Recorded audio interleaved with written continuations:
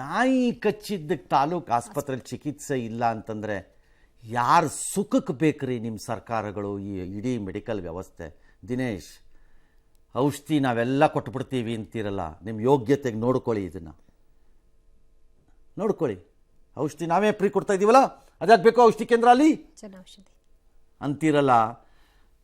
ನಾಯಿ ಕಚ್ಚಿದ್ದಕ್ಕೊಂದು ಚಿಕಿತ್ಸೆ ತಾಲೂಕು ಆಸ್ಪತ್ರೆಯಲ್ಲಿ ಇಲ್ಲ ಅನ್ನೋದಿದ್ರೆ what a idiotic dead government you people are. ಹೋಗಿ ಸಾಯಿರಿ ಎಲ್ಲಾದ್ರೂ, ಲೆಕ್ಕ ಹಾಕ್ಕೊಳ್ಳಿ. ಹೌದಾದ್ರೂ ನನಗೆ ಅರ್ಥ ಆಗುತ್ತೆ, ಆ ಇಂಜೆಕ್ಷನ್ನು ಅದೇನೋ ಕೆಲವು ಸರಿ ಮುಗಿದೋಗಿರುತ್ತೆ, ಕೆಲವು ಸರಿ ಸಪ್ಲೈ ಆಗಲ್ಲ ಅಂತ ಏನೋ ಕಚಾಪಿಚ ಆಗೋಗುತ್ತೆ. ನಾಯಿಗೊಂದು ಚಿಕಿತ್ಸೆ ಕೊಡೋಕ್ಕಾಗಲ್ವಾ ನಿಮಗೆ? ಲೆಕ್ಕ ಹಾಕೊಳ್ಳಿ. 2 ದಾಟ್ತಾ ಇದ್ದಾರೆ ಅವರು. ಹೌದು, ಒಂದು ನಾಯಿ ಕಚ್ಚಿದೆ, ಇನ್ನೊಂದು ಕಡೆ 2 ಕಡೆ ಮಂಡ್ಯವರೆಗೂ ಹೋಗ್ತಾರೆ ಅವರು.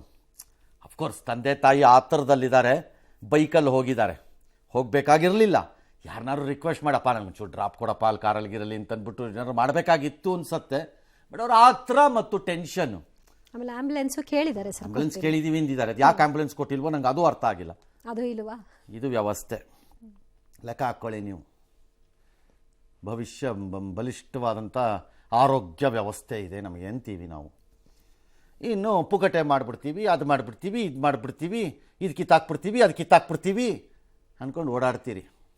ಹಾಯ್ ನಿಮ್ಮ ಗ್ರಾಚಾರಕ್ಕೆ.